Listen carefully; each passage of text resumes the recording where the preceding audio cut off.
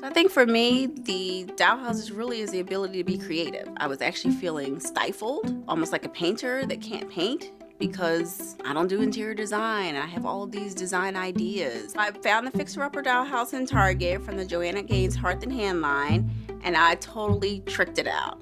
I did Fixer Upper like on steroids, but on a tiny scale. I posted online and the dollhouse went viral. Joanna Gaines saw it, she put in her Instagram stories, and I got 20,000 followers in 24 hours from it. It kickstarted an interior design career that's always been my dream, has always been my passion. I have like 1,000 jobs right now. I am a full-time OBGYN. I am a full-time single mama of 2 precious babies.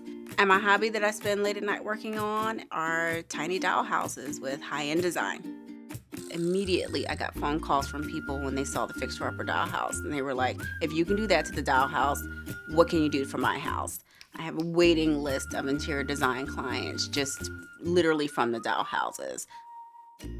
So each of my dollhouses has an imaginary family or person who resides in it, and I design around what I think they may like or need. It's the same way that I do design when I'm working with actual live clients. What are the client's needs? What are they looking for? I'd seen a bunk bed that Chip had done on Fixer Upper that I was obsessed with. It looks like a tiny house. It was something I would have loved as a kid, and I decided to try my hand at building it. So when I'm trying to rebuild something in miniature that I've seen in life scale, I look at a lot of pictures of it, trying to figure out how they make that. I got an idea of essentially how I could make the bed using just some craft wood.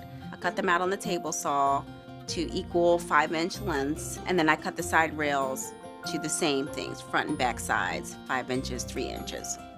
So once I have all the pieces cut, then I can start assembling the bed. Essentially, I use wood glue to put the rails on the bed first, and then I attach the post.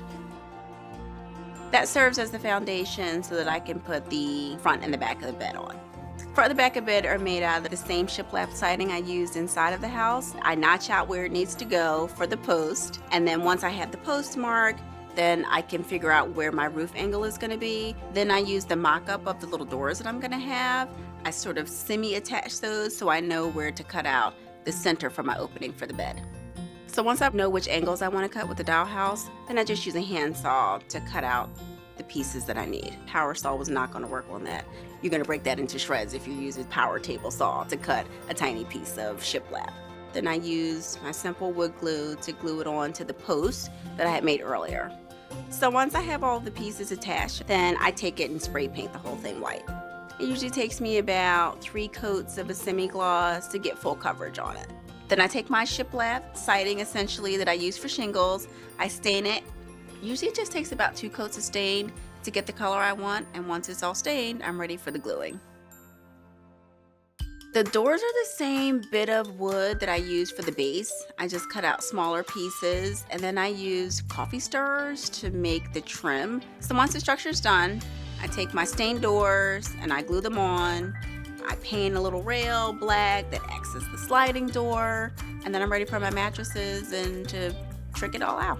I made the mattresses for the bunk bed out of foam. I cut it out to the side of the base of the bed. I wrapped t-shirt fabric around as my sheeting fabric, and then I had some buffalo check fabric that I used to make the comforter. I added some pillows to my bunk bed just to give it a little pop of color, and I put my little ladder on there and my light just to give it the finishing touch. I love that little bed. It's like my favorite thing in the house. People see it and they think it's the real bunk bed. I've had pictures of it side by side and people are like, wait, is that dollhouse or is that the bed? Like, it's awesome. That's the goal of any miniaturist, is to be able to fool the eye, for you to think that what you're doing is actually full scale. Being able to do the dollhouses really lets me be creative and really be who I am and have my voice heard. I have all of these ideas. I have all of this passion for this life, how to make people's lives better, right? What does Oprah say? You want your home to rise up and greet you. And so this has allowed me to do that, even if it's just on a tiny scale.